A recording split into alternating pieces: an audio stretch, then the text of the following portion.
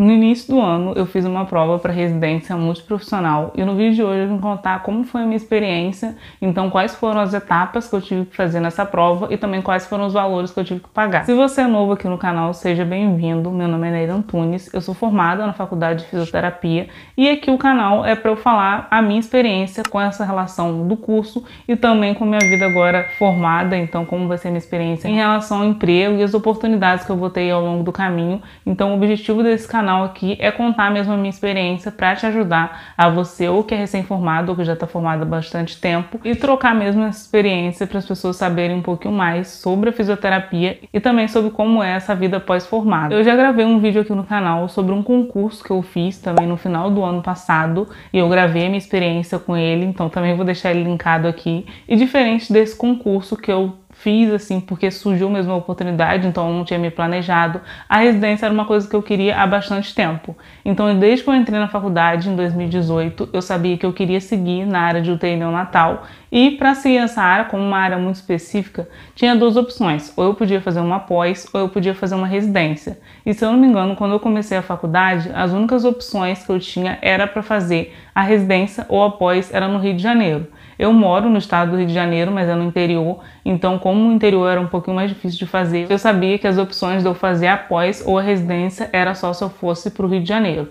E aí depois, com o passar do tempo, em 2020, abriu uma residência multiprofissional em UTI neonatal, numa cidade onde eu fazia faculdade, e depois também abriu o programa de pós-graduação também em UTI neonatal. Então a minha primeira opção era fazer a prova de residência, e aí se eu não passasse, eu iria para a segunda opção, que é a pós. A residência, a prova e o início dela é todo o começo do ano, então é uma vez só no ano que tem essa prova. E aí eu terminei a faculdade em 2022, na metade do ano, e fiz a prova de residência no início desse ano, em 2023. Se você tem um pouco de dúvida sobre a residência multiprofissional, aqui no canal tem um vídeo que eu gravei explicando como ela funciona, mas basicamente, em resumo, é como se fosse uma residência médica, só que a residência multiprofissional ela é relacionada para as outras áreas que também são da área da saúde. Então, por exemplo, a nutrição, psicologia, enfermagem, fisioterapia, o curso que eu sou formada, educação física. Enfim, nesse vídeo que eu gravei eu falei também quais são todas as profissões que abrangem a residência multiprofissional. Então, basicamente, existe a residência profissional para várias áreas, como por exemplo, UTI neonatal, UTI adulto, saúde da família,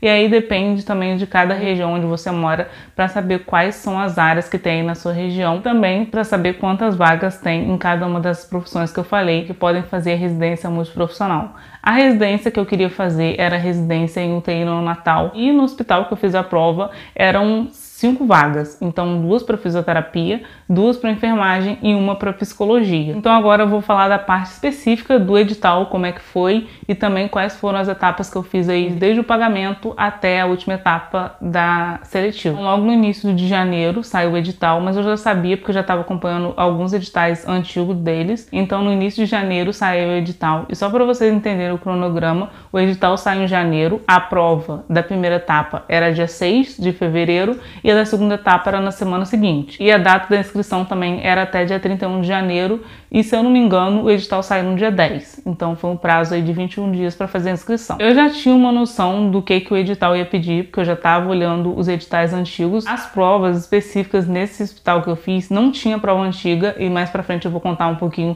da minha experiência com as provas, mas não tinha nenhuma prova que eu consegui encontrar. E aí eu fui lá fazer a inscrição, e na inscrição tinha alguns documentos específicos que eles pediam e também, além disso, a gente tinha que pagar o valor de R$200 para poder fazer a prova. Essas provas de residência é meio cara assim mesmo. Eu pesquisei algumas outras e a maioria está nessa faixa de R$100, R$150, que é o valor para fazer a prova. E depois eu ouvi falar muito também que esse valor mais alto é para poucas pessoas fazerem, porque às vezes tem gente que faz, quando o valor é muito barato, faz só por curiosidade. Então realmente, se você for pagar R$200 é porque você quer mesmo. E, enfim, só para as pessoas que se interessam na área poder fazer. Acho que é basicamente por isso. Então eu fui lá e fiz a inscrição. O edital, para dar um breve resumo, tinha alguns conteúdos que eram específicos dessa área de UTI neonatal. Então acho que não é tão importante falar aqui. E uma coisa que sempre é cobrada nesse concurso, em concurso ou em residência, em provas assim relacionadas à área da saúde, são as leis. Então essa parte de legislação sempre é cobrado. Isso é uma coisa que eu notei de diferença comigo em relação ao concurso e a residência que eu fiz, foi que eu avancei muito na prova para residência, para aprender as leis mesmo. Eu achei que eu nunca conseguiria aprender, mas eu vi outra forma de estudar e eu achei que eu desenvolvi muito melhor. Inclusive as questões que tinham essa parte de legislação, eu fui bem na maioria delas, então eu fiquei muito feliz por isso. Mas basicamente a lei 8080 de 90, que foi cobrada, que essa lei que sempre vai ser cobrada, de 92 também foi, sobre o COFITO, que é o Conselho da Fisioterapia, e também sobre uma lei do Rio de Janeiro. Então essas foram as leis principais, e aí alguns conteúdos relacionados mesmo a neonatal, que foi sobre a amamentação, sobre o prematuro de 34 semanas, enfim, alguns conteúdos mais específicos. Falei sobre a inscrição, falei um pouquinho sobre o edital, então agora vamos para a parte da prova. A prova ela era dividida em duas etapas. Então a primeira etapa era a prova mesmo, que foi realizada no dia 6 de fevereiro. Era uma prova objetiva com 40 questões, então 40 questões de marcar. E para você passar para a segunda etapa, você precisava acertar 60% das questões. Então 24 questões você precisa acertar de 24 para cima, e quem acertasse menos que isso já seria desclassificado nessa primeira etapa e aí não passaria para a segunda. Em relação à concorrência, eu vi logo que saiu a lista das pessoas que foram inscritas. Então, para fisioterapia tinham 12 pessoas concorrendo a 2 vagas, para enfermagem eram 8 pessoas concorrendo também a 2 vagas, e para psicologia eram 7 ou 8 pessoas, eu não tenho certeza agora, e concorria para uma vaga. Realmente, como é uma área que muita gente às vezes não gosta por se tratar de uma área de UTI, enfim, muita gente não quer seguir nesse ramo, tem pouca concorrência mesmo, mas eu acho que teve um aumento há uns tempos para cá, porque como eu falei, essa residência surgiu desde 2020, então eu sempre vim acompanhando os editais, e quase sempre era bem poucos inscritos, tipo assim, uns 7, bem pouca gente, e no ano que eu fiz para fisioterapia, só para fisioterapia, tinham 12 pessoas concorrendo. Então acho que esse ano foi o ano que teve mais pessoas assim concorrendo. Como eu falei da prova, eram 40 questões, então quem acertasse acima de 24 iria para a segunda etapa, e quem acertasse menos já estava desclassificado. E isso servia para todas as áreas, tá? Para fisioterapia, para enfermagem e para psicologia também. E aí eu fui lá, fiz a prova. Eu confesso que eu saí um pouco tranquila. Eu achei que algumas questões não que eram fáceis, mas eu consegui entender. Mas algumas questões que eram muito específicas de UTI ou algum aparelho que eu não tinha tanta experiência, eu tive mais dificuldade.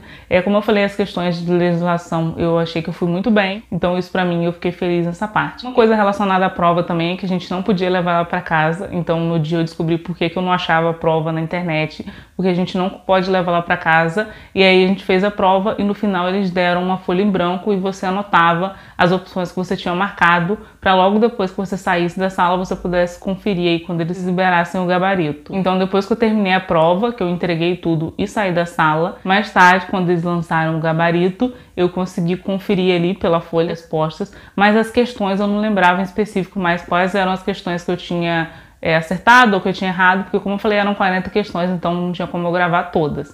E aí eu vi que eu acertei 28 questões, então eu fiquei feliz porque eu sabia que eu iria para a segunda etapa. Só que eu não sabia qual seria a minha classificação. Fiz essa prova na terça e na sexta saiu a classificação, então eu vi que eu tinha ficado em terceiro lugar. Então tinha ficado uma pessoa em primeiro, 2 em segundo e eu tinha ficado em terceiro. Da fisioterapia, de 12 pessoas da primeira fase, 7 só que foram para a segunda.